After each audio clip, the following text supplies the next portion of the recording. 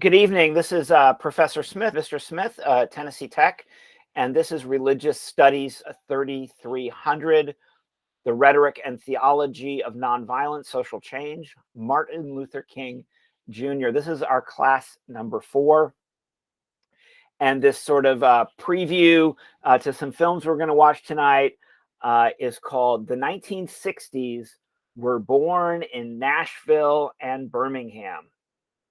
Youth, integration, students, shared leadership, and the peaceful revolution of the 1960s. The 60s as an idea has mythological status for we as members of the United States community. Women's rights, gay rights, hippies, the Vietnam War, the assassinations of Malcolm and Martin and Bobby and JFK, these moments, Che Guevara, revolution all over the world. These moments are very strong in our understanding of America. It is very common to call the 60s a revolution. And the nonviolent movement that King begins in the 50s and lasts until he takes his last breath at the balcony of the Lorraine Motel in Memphis, Tennessee on April 4th, 1968, is very much a part of this revolution. King is part of the moment that we are all living in and going through in the 1960s. Now, I was born in 1967, and I've always felt very connected to this idea of the 60s. I feel it is part of my origin story, my genesis, my lineage. Something that's amazing to think about is that King turned 30 in 1959. King turned 30 in 1959. And now as a 50-something-year-old today, a 30-year-old seems like a young person, but he was into maturity and into his last decade. He would be 39 years old when he breathed his last breath.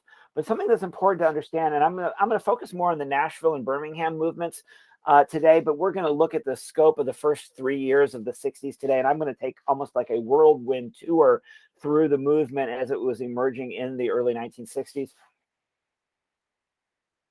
But something that is just striking to me and needs to be restated at every time we talk about this topic is that these were kids. A lot of these folks were kids. Some of them were teenagers.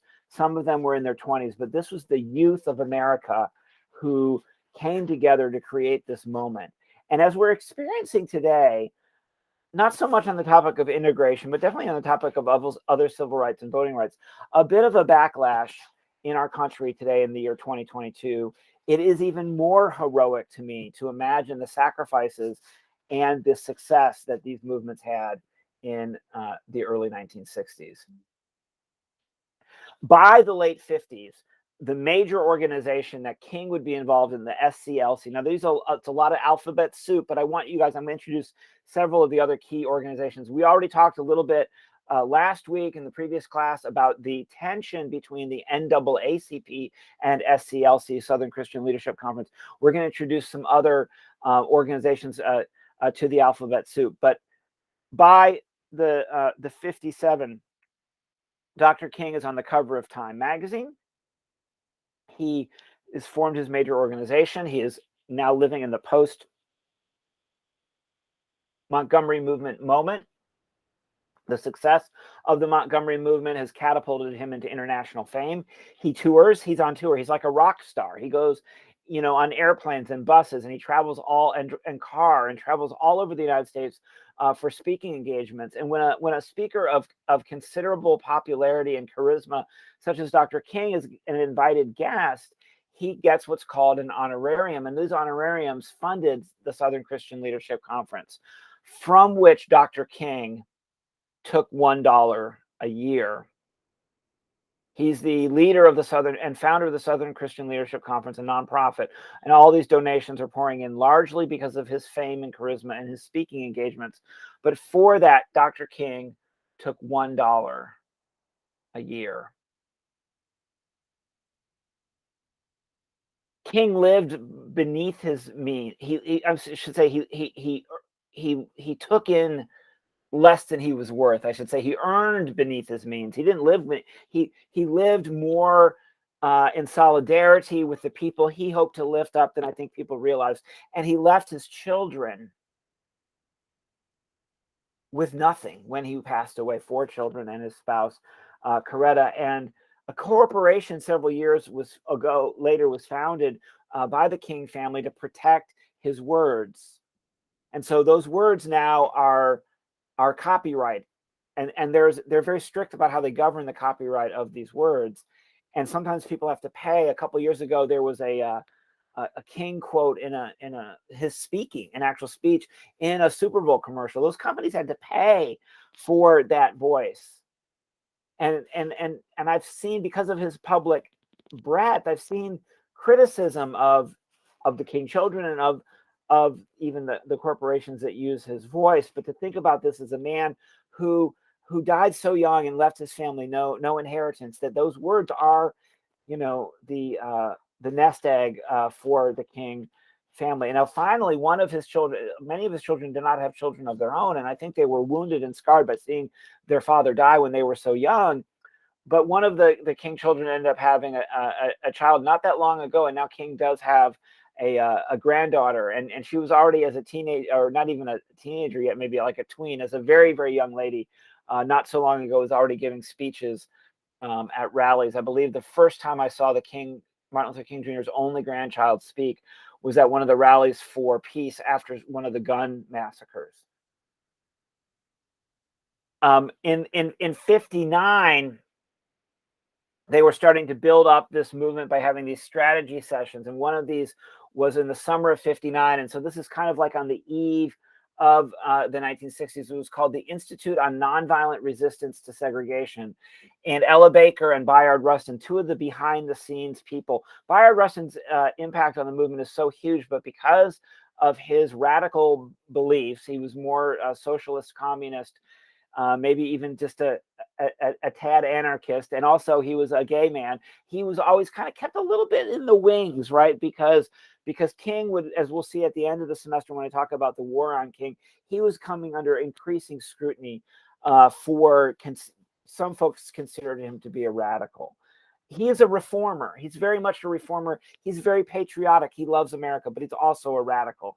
And that tension between the reformer and the radical is something that I hope you all will contemplate throughout the duration of this class. But they would started having these classes and conferences and workshops, and they would read nonviolent philosophy. They would learn about Gandhi. They would learn about peace as a global possibility, not just in a movement as a strategy, but between nations and within all of society, all of human society.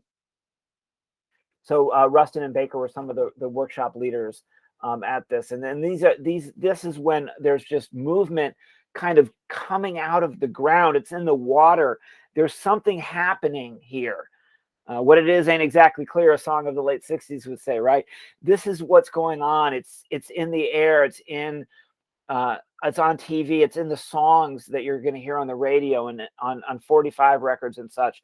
The movement kind of becomes America in the 1960s. Many figures that we're going to see throughout the movement were present, in addition to Ella Baker and Bayard Rustin, of course. Ralph Abernathy, as he's King's closest colleague, his right-hand man, his nearest deputy. But I'd introduce you to another guy called Will D. Campbell. Ended up, his last days were in Mount Juliet, Tennessee, very close to us. He's a Baptist preacher, and of the white leaders, he was one of the closest to King. And Campbell was quite controversial because he really identified, one, with the Bible, was very into Jesus, but he was also very much into the poor and the working class. And he was kind of a no BS kind of a guy. He always said it like it was. And he would try, I think maybe unsuccessfully, but he tried to bring radical gospel hospitality, love, and welcome to the white supremacist. And he tried to convert the white supremacist. And today, we still have it, and we're having a resurgence of that. But I don't hear so much about that in today's movement, that kind of idea that love will work like a force, like an ocean, or like a tide, or like a snowstorm or like a hurricane, that love will have this natural force that will work its way, that will have its way with the racists to convert and to change them to where they'll have an awakening from within. We don't hear that so much anymore, but Will D Campbell also in Nashville in the late 60s became a pastor to the outlaw country movement. He had an office near Vanderbilt and near Music Row, and he kind of rubbed shoulders with the kind of the cowboy kind of kick-in hipster types of the Nashville scene, when you had Dylan and Johnny Cash and Chris Christopherson and, I don't know, Merle Haggard and Willie Nelson and those type of guys running around. Introducing another kind of peripheral key player, the Will D Campbell, was in Memphis in '68. Campbell was. In one of the biographies that I read regularly when I work this class is Taylor Branch's 3-volume biography of the King years. And it basically tells the story of America through the life of King. And it's almost like a day-by-day journal of everything that happened between 55 and 68. And King already was confessing to his closest associates that he couldn't handle it. He was a workaholic, and he had this kind of unfathomable drive to give to the movement. But the fame wasn't settling with him all the time. He felt constantly overburdened by his own calling. And when we get to the Sins of King unit later in the course, keep that in mind, right? Just that there was a wear and a tear that the life of the traveling prophet preacher took upon Martin. And he's already saying he can't handle it, late 50s, early 60s. Think about, 10 years more, 9 years more that he'll have to go. He left the pulpit at Montgomery at Dexter Avenue to be the co-pastor of his father's church, Ebenezer Baptist Church. And you can go to the old Ebenezer and sit in that pew, and they just have a tape loop. It's part of the National Historic Site for Martin Luther King Jr. in Atlanta. If you've never been, do go. And you just listen, sit in one of those old pews and hear the voice of Martin preaching to you. And so when it became known in the news media that Dr. King was coming back to Atlanta, his hometown where he was born, from Montgomery, the governor of Georgia said, wherever Martin Luther King Jr. has been, there has followed in his wake a wave of crimes, including stabbings, bombings, and inciting of riots, destruction of property. For these reasons, he is not welcome in Georgia. So the son of Georgia had a homecoming to Georgia, the son of Atlanta, a prince, a king, a prophet, a Moses of the Black church. By white America, was a hated criminal even now in the early 60s. And we haven't even gotten to I Have a Dream or Selma or Chicago or the times that really took him down when he was an anti-Vietnam war activist or a poor people's activist towards the end of his life, when he became hated by everybody. He was already hated by the white establishment. They always hated him, and they always defamed his name. They talked about him like some people in our circles talk about the summer of 2020 as though it was just this horrible, awful, terrible thing. I mean, and y'all were there. I was there. It wasn't all horrible. It wasn't all terrible. The summer of 2020 had some beautiful and incredible things that happened that woke us up, and we needed to be, kicked a little bit and, shuffled a little, have our comfort zones challenged there. But King, a lover of life, and now today an American hero, was a disrespected person in his own time by many in the white establishment and even some in the Black community. And this quote, I think, just really emphasizes that his nonviolent civil disobedience was not seen as a friendly sort of kumbaya, sort of, go along to get along kind of approach. Actually, Kingian nonviolence is militant. It is revolutionary. It is transformative. It is not sort of just tepid, lukewarm in any way. In Nashville, they started having these like training camps in Nashville, Tennessee, the kids from Fisk and TSU and other Black colleges. And Reverend Lawson was ahead of King really in some ways in terms of his Gandhianism and his study of peace and nonviolence. So Lawson was like Rustin. He was just an academic, giant of the nonviolent movement, and he was a preacher. And he came to Nashville to study at the Vanderbilt Divinity School, of which your instructor is a grateful alumnus of a Commodore. I went and studied theology at Vanderbilt. That's where I got my training to teach this class, was from Professor Lewis Baldwin, who was a King Scholar, one of the top King Scholars in the nation, was a Vanderbilt divinity professor, my tutor, my teacher. So in the early 60s, Lawson was having all of these training camps among the student movement in Nashville, and he got actually at one point expelled from the university for his protest activities, and the entire faculty of the divinity school quit in solidarity with Reverend Lawson. We don't see that kind of solidarity. Somebody loses tenure, somebody gets fired at a university, they just kick them to the curb. The colleagues won't step down in solidarity. I haven't seen stuff like that in a while, and we need more of that in our movements today, of people willing to sacrifice their jobs and their careers if it were to come. And of course, now you go to Vanderbilt today, he's like a hero. They've got his picture on all the walls. He was reinstated because of that faculty protest, and the school was desegregated. The undergrad was desegregated shortly after that. Tennessee Tech was desegregated around 63 or 64. But this is the first time in Tennessee that Black people and white people started to do anything together. And these people were at the front edge of that being possible in Tennessee. It's just amazing. And we're just a whisper away from these cats, you guys. I mean, we're so close in time still. 60 years ago, go to the Nashville Public Library, go to the Civil Rights Room, go and walk down John Lewis Street in Nashville. This is not ancient history. We're at just a brush away from this moment and rich moment in Tennessee history. Reverend James Lawson. These workshops, they would do role-playing games in these workshops, and they would act out, they would make their fellow colleagues and comrades of the movement act out the role of the racist, and they would be shouting, and they would use the N-word, and they'd be hitting you, pretending to hit you, and you would have to practice Kingian love and nonviolence and non-reaction in this moment. And he would teach the basis of this, the basis that our enemy is not our enemy, that we are on the side of love, and love has no enemies. It's just an incredible thing. It's hard to believe that human beings actually did this and acted like this, because I'm on Twitter. I read the newspaper. I watch television, you guys. We're not acting like we're in another moment like this right now, but this kind of radical Gandhi King love, I'm not seeing enough of it, and it will change you. It will wreck you first, though. It'll get you in trouble, get you in a lot of trouble, and it'll break your heart.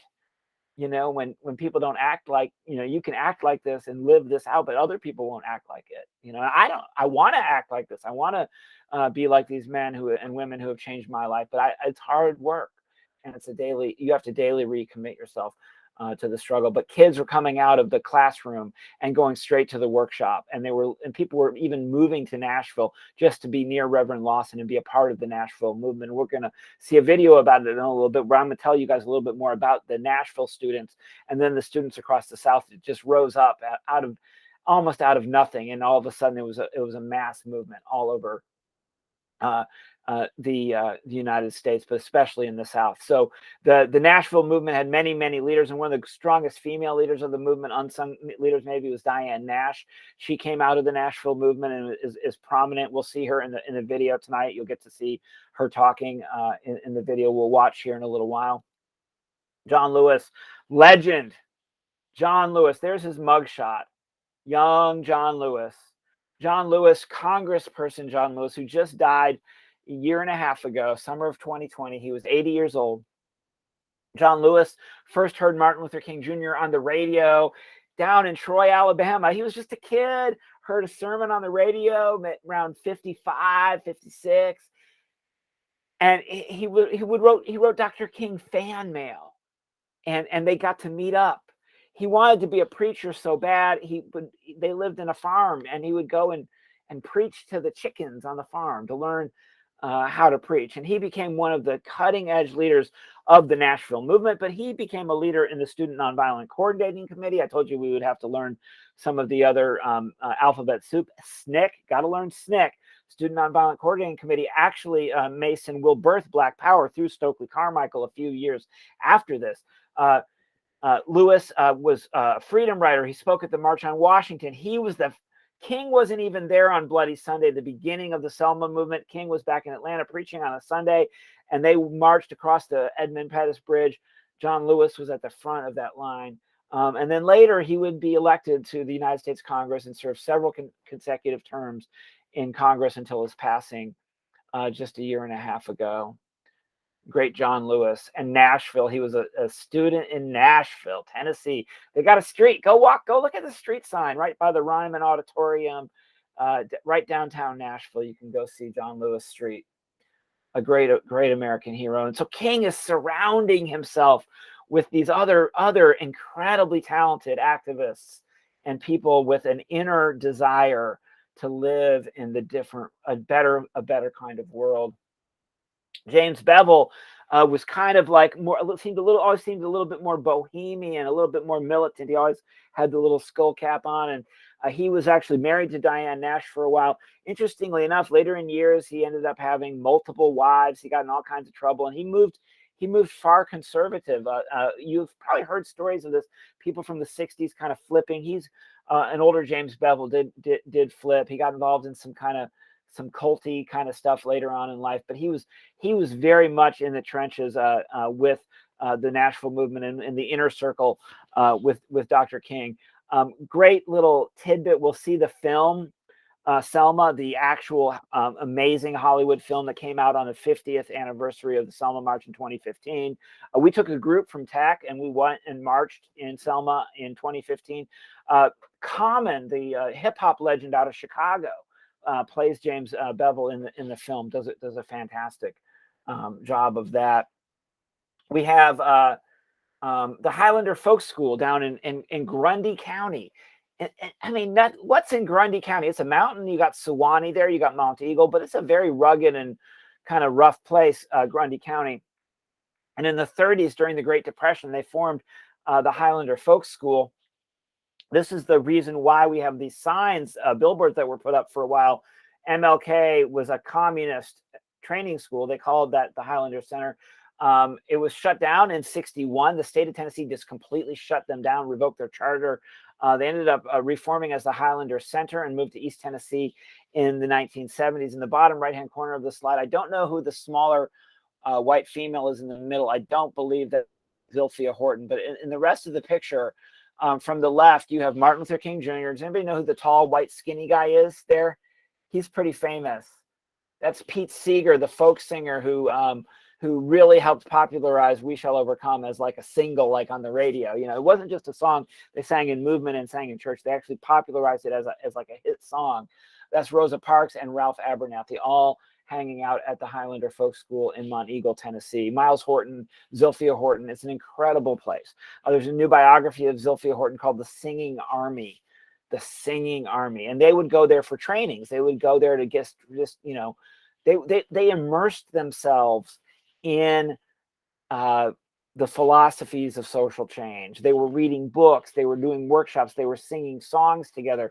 It became the movement was a way of life, and the way of life was their movement at that time. It was an all-encompassing thing. It was who you were and what you did. And a lot of this history so close to us. You can drive and see the exact place that the folk school was in Mount Eagle, or you could go and take a conference at the and probably be on Zoom right now, but you could join the Highlander Center. We got a lady out of Cookeville, Tennessee, by the name of Elizabeth Wright, who works as her job at the Highlander Center.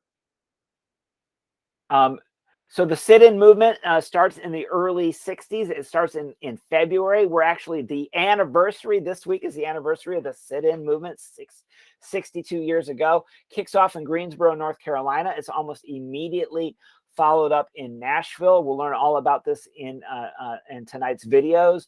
But already they were waves of students who went to integrate the lunch counters in the downtown shopping areas of a city. And the way it was back then is you would have these stores like Woolworth and Kresge, and this is before the big box stores, but this would be like going to Walmart today, okay, or to Target. It was where you went to buy clothes and shoes, and they all accepted black money.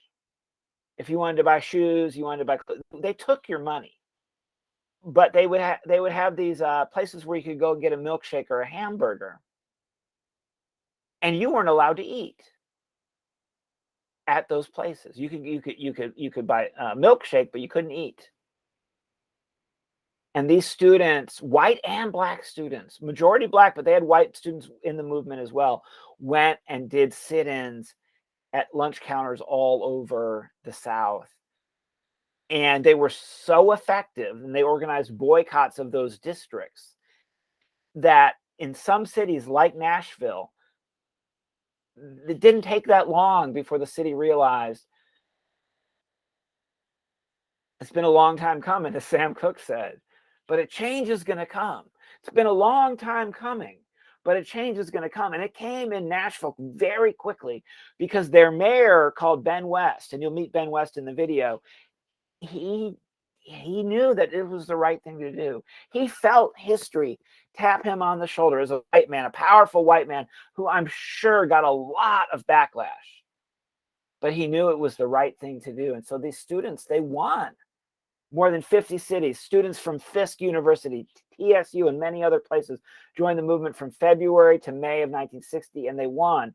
In Greensboro, North Carolina, from February to July of 1960, and they won. These were huge victories for desegregation. And King, you see, he's having to support this leadership that's spread throughout the movement. King is always a spokesperson. They always want to give him a microphone because he has that way with words that only Martin Luther King Jr. has. But they didn't do this on his back or on his shoulders, and he wasn't always at the front of the line. He would follow young John Lewis. He would follow an equal like James Lawson. He would work in concert and collegiality with all of these other foot soldiers, and there were so many in the movement. Many names that we've learned, many names that we won't learn. And there's these organizations like CORE, the Congress on Racial Equality. They're just emerging. It's like there's so much going on, and people are getting on board. Today we have a lot of these, internet. We have slacktivism. We have internet organizations, and some of these people do great work. And if you're disabled or you have COVID or there's no shame to be an internet activist, okay? But if slacktivism, and that's even this a derogatory term, it's a pejorative, I apologize. But if digital movement is your primary movement, there's something happening in the streets, and there's something happening in the churches, something happening in the schools and in the community centers and in the conversations that are happening, on the telephone and in public. And it transforms our country. And it all happens so quickly. And there's people that are so inspired that they want to come along. And there's people like my dad and other people that are white that come along. But then all around us, it's just horrible, just a horrible, horrible backlash. And maybe today that's what we're experiencing. Maybe we're experiencing the birth pangs of yet another shift. It looks to me like a backlash right now. It looks to me like a full-blown regressive, like counter revolution right now. I might be wrong. I want to be wrong, but it doesn't look like these are just the birth pangs of the next phase of civil rights. I think we failed in this kind of post-racial idea. The colorblind idea failed. That's why I talked so much about that last week's lecture about what is actual racism, because I think the post-racial colorblind idea has failed. We have to acknowledge that this is part of us, and we got work to do. But these kids, they were fearless. And when, I know that Mason wants me to talk about this. I'm not going to talk about it that much right now, but we will learn about them in the film. And later you'll have an opportunity, Mason, if you want to tell us just briefly your version or what you know. But these people rode Greyhound buses, interstate buses from the Northeast down to New Orleans and they integrated the buses by black and white folk riding together. And they got bombed, they got arrested, they got attacked. I mean, it was hard. And this is going to be in the video. The video we're going to watch tonight is going to split between the sit-in movement and the freedom rides. You guys are going to have your minds blown if you've never watched this film before. If you've seen the film before, I could watch these movies 100 times. Some of my favorite movies I've ever seen is this documentary series called Eyes on the Prize. And we're going to watch the episode that. And we'll get into Birmingham a little bit more, and I Have a Dream a little bit more next week. But we are going to introduce you to Birmingham this week because of, again, it was the kids. When you get down to Birmingham, and I'm skipping over the Albany movement, which was one of King's failed movements that's discussed in your textbooks, especially in the autobiography. But when you get down to Birmingham, they were having a hard time recruiting activists. And I think they were getting a lot of resistance and a lot of reticence from the grown-ups. I'll just be plain about it. And it was the little kids, the teenagers, the high school students, and even younger that led the movement in Birmingham. And it was very controversial that the kids became, the front edge of that movement. But they had this philosophy, right? A lot of them were Baptists. And in the Baptist tradition, they believe in adult baptism, or baptism by confession of faith. Some Christian traditions come in a tradition where they sprinkle you as an infant, and it's kind of like the preemptive act of God's grace, that God's grace has claimed you even before you were conceived. And that's kind of a more Calvinistic approach. That's a more Presbyterian approach. But the Baptists, you have to make a conscious profession of faith. You have to believe that you're a sinner and then you're in the need of God's grace, and you have to confess and accept Jesus as your Lord and Savior, and then they'll dunk you. Well, the movement decided that if you could be baptized, you could protest. And they didn't know that they were going to get baptized in a cruel way, because Birmingham had a villain. And one of the reasons why Birmingham was so successful is because they had a villain that was like a cartoon villain, like out of Spider-Man or Batman kind of movie. I mean, this is an evil dude. Bull Connor, Eugene, his first name was Theophilus out of the Bible. Theophilus Eugene Bull Connor. And he was a mean old Southern cop. And he sicked the water hoses on these children. So they get baptized by water hoses, by police that threw them up against the wall. Now, some of the video for next week, we'll talk about that. But this connects up, as King's movement oftentimes did, with the Christian year. And they decided to boycott during the Easter season. And see, in the Black community, there was nothing like buying a new dress for Easter, nothing like buying a new suit for Easter Sunday, nothing like buying a new pair of shoes, a new bonnet. So they knew that this was almost like going up to Christmas. So like Advent to Christmas, Lent to Easter. Lent was a time when you would go out and patronize some of these businesses to get your Easter finery. So they're boycotting in Birmingham leading up to Easter. And Dr. King gets arrested on Good Friday. Dr. King gets arrested on the day that we remember that Jesus got lynched by Rome, the day that Jesus died on the cross. And King spent Easter in jail. That's talking about putting some skin in the game, putting your money where your mouth is, living out your values, practicing what you preach, walking your talk, and not just talking, but walking, is to go and get arrested on Good Friday and spend Easter in jail. And in that time, they could lock him up, but they couldn't shut him up. They let him have pen and paper. And that's how we get the letter from a Birmingham jail. That's the letter from a Birmingham jail. Maybe even more important than the Beyond Vietnam speech and the I Have a Dream speech. The letter from a Birmingham jail, maybe the most important document of the movement and of King's career. We'll listen to him reading a version of that. And it's in your textbook.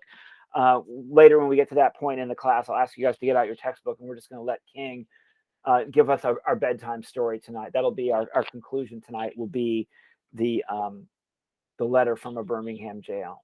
So the main thing I want you all to take away from this phase of the movement is that it was the kids, whether it was the college students in Nashville or the high school and younger students in Birmingham. it was the children. And King is part of something so much bigger. And he was there. He always showed up.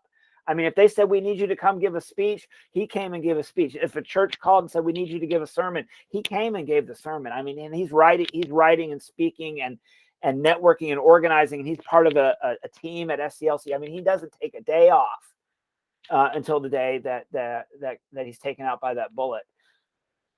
But it was so much bigger than King at this point. And he's not a figurehead. He's immersed and enmeshed in this mass movement for social justice, the greatest one in American history that I know of. That's a mass, and it brings nonviolence. It brings Gandhian nonviolence to the global stage. Really, it becomes amplified, and then later inspires Bishop Tutu and the anti-apartheid movement in South Africa. It inspired a singer I know from Ireland, where the Protestants and Catholics were at war in Ireland, that there should be a nonviolent resolution to the conflict there. It has inspired nonviolent social justice activists throughout the world and throughout history ever since its time. Matter of fact, in America, conservative and sometimes even right-wing activists use Kingian tactics and Kingian ideals in the 1990s, or 80s and 90s. Mostly in the 1990s, there was a anti-abortion group that adopted a full Kingian approach to shut down. They tried to shut down abortion clinics using Kingian tactics. So this is a big deal. It's unbelievable to me that we're so close, because we live in Cookeville. This happened in Nashville, a lot of it, and Memphis, Monteagle, and Grundy County. We're so close to this movement. North Carolina, Georgia, Alabama, Mississippi. We're at the heart of this movement here in Tennessee. And how far we have slipped in the last 10 years away from what King wanted Tennessee to be. Yes, thank you. That'll be where we will be later today when we get to the second video. So I believe I've completed this part of my remarks, and I'm going to stop the recording that I'm hopefully will be able to share with everybody who was not able to be here. And we are going to just have a short conversation before we get into tonight's films.